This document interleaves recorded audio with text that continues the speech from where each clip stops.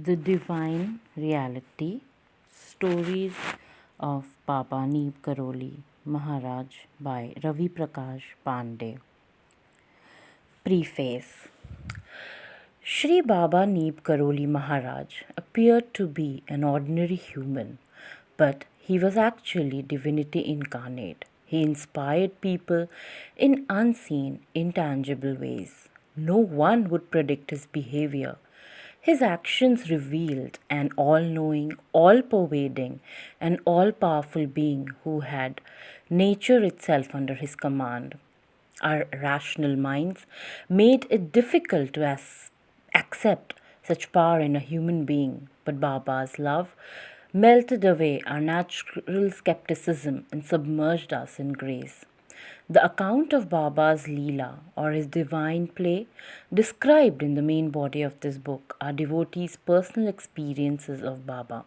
Since he was averse to public acclaim, the account remained verbal during his lifetime and for some time after he left his physical body. Devotees rarely shared their experience with their people they did not know, and no one would gather the courage to keep a record of Baba's Leela while they were with him. The renowned thinker and writer K.M. Munshi was impressed after meeting Baba and published an article on him, but he faced Baba's disapproval for his action. The late Raja Bhadri, former Lieutenant Governor of Himachal Pradesh, made a great effort to collect many Baba's Leela, but when he sought Baba's consent to get them published, Baba not only refused but had the entire collection destroyed in his presence.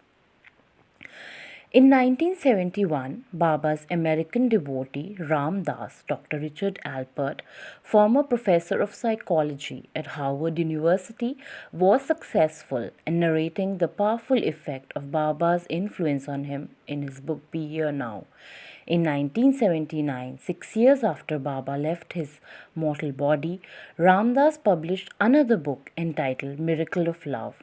It was through this book that more of the Western world came to know about Maharaj. Others have also written about Baba in English, but there is a lack of literature about him in the Hindi language. Prabhu Dayal Sharma composed two beautiful poems in Hindi, Vinay Chalisa and Pushpanjali, and after 1973, Vrindavan Ashram started publishing Smriti Sudha, an annual magazine in which devotees write about their experience of Baba.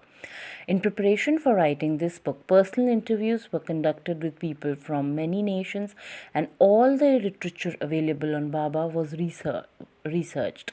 Every effort was made to give information about the people related to the events included, except where individual wished to remain anonymous. Enquiries were made to verify the authenticity of the accounts, and care was taken to reproduce them without exaggeration.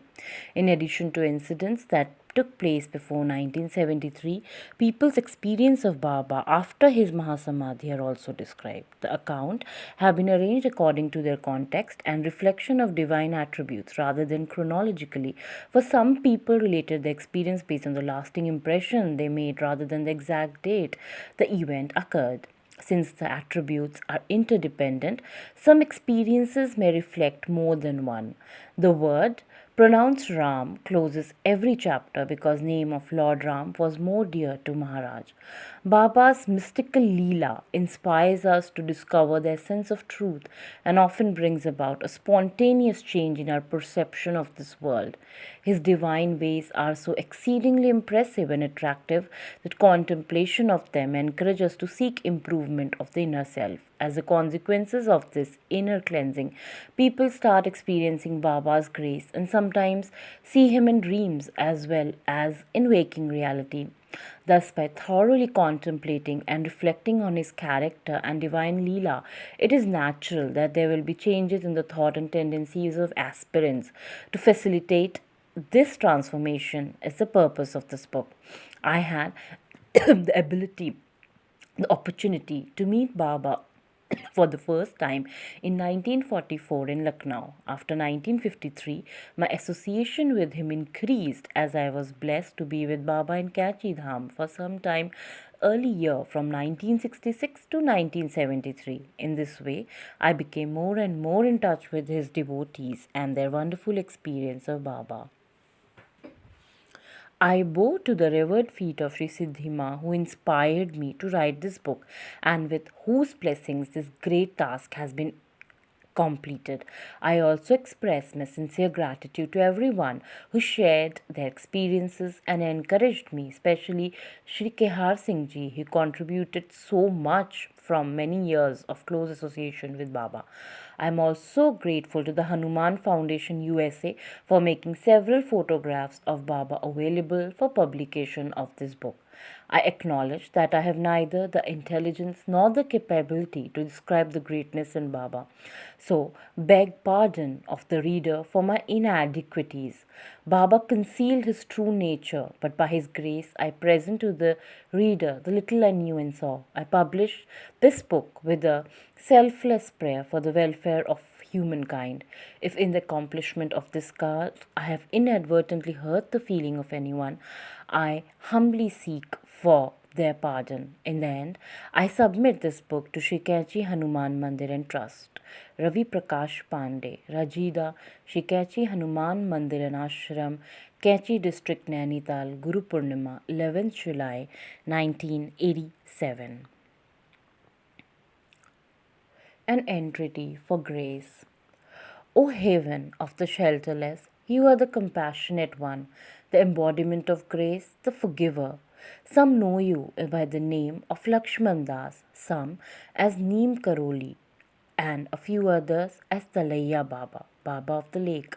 Some address you as Maharaj, great king, some as Lord, some as Baba, beloved elder. Baba is dearest to my heart. Maharaj for me, you are Ram, you are Krishna, you are Shiva, you are Goddess Durga, you are Hanuman. Your devotees were close to you, but you used your grace and humility as a curtain to hide your divinity. In childlike innocence, we did not realize that God had come to us as our Guru. He who said, I make devotees, not disciples. This was enough to alert us, but we did not wake up. O God incarnate, protect the bond between us. Baba, it is your nature to elevate the lowly and make them worthy. You fulfill even the simplest wishes of your devotees. This servant of yours has nurtured a yearning.